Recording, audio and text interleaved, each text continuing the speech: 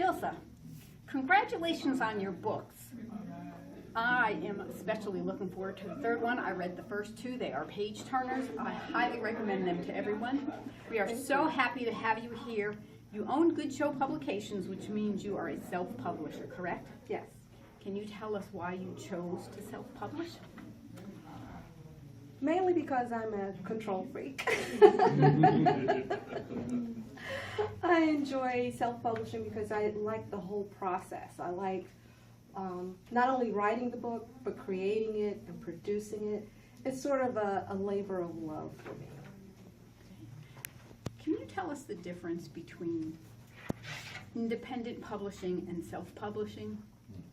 Sure, because as a publisher, I feel like I'm an independent publisher, an indie author is what they usually call it.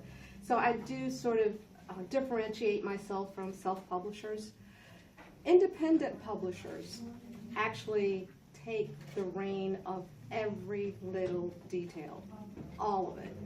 They own the company, where I own Good Show Publications, and I own the copyrights of all the books.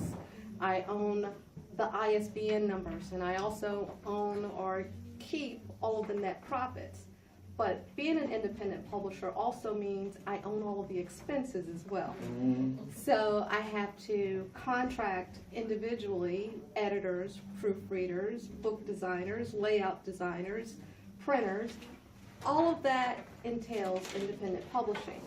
And what's a little different about self-publishing is that it could be a hybrid of all of those things. So I want to get this straight. There's independent publishing and there's self-publishing. Explain us a little bit of the difference of self-publishing. Isn't that the same thing as independent?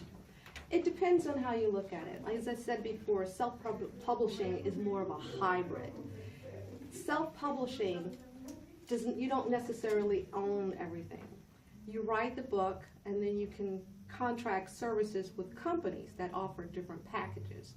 Those particular packages can run anywhere from $99 for an ebook format to $15,000 for marketing, public relations, and editing. But you don't get to pick who. You contract with that particular company. That particular company may produce your book under their publishing name, give you the ISBN number, but they'll also keep part of the profits as well. And then do they choose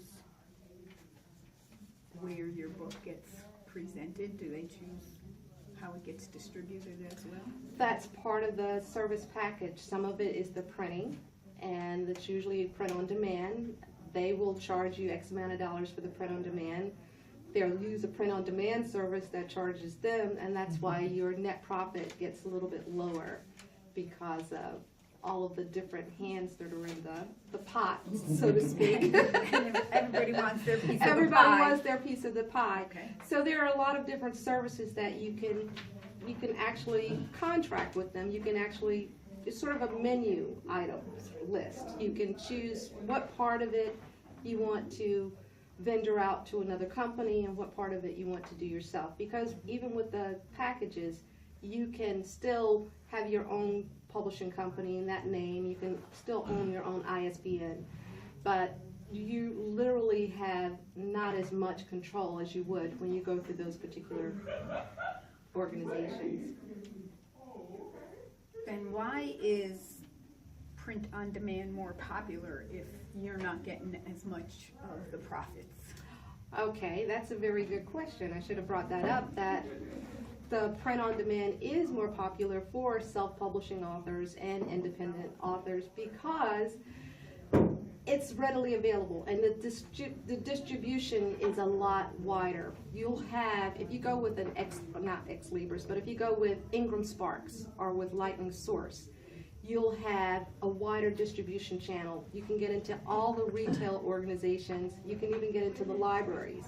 If you go with traditional printers, they don't have that distribution channel set up. So you'll have to do your own marketing. You have to go out and distribute it yourself. But depending on where you actually want to sell your books, how many books you want to sell and how much you want to sell them for, either could be very attractive. So either one is fine. Then is self-publishing for everybody? I would think you would have to have at least 3 categories to make that decision. Or 3 characteristics rather than categories. 1, patience. If you have the patience to wait for a traditional publisher to pick you up and to go through their whole production process, then wait for a traditional publisher. The second is, if you like to pay attention to detail. If you're not a detail person that likes to go through the minute process and looking at every little item that has to go into place to produce a book, if that's not you, skip the self-publishing, even the hybrid piece, because you have to still pay attention. But if you have attention to detail and if you have patience, I would think you would want to consider your pocketbook, which is the third characteristic. How much is in your pocketbook? How much are you willing to spend on that? Because it depends on which variation you're going to take, how much it will cost. But if you're going to publish an ebook, just an ebook, I recommend self-publishing because there's no reason to share that profit with anybody else because you can do your own marketing yourself. You can even create the book yourself. You don't have to spend the $99. But I recommend self-publishing just because I think it's a way of getting everything out and controlling it yourself and reaching the public.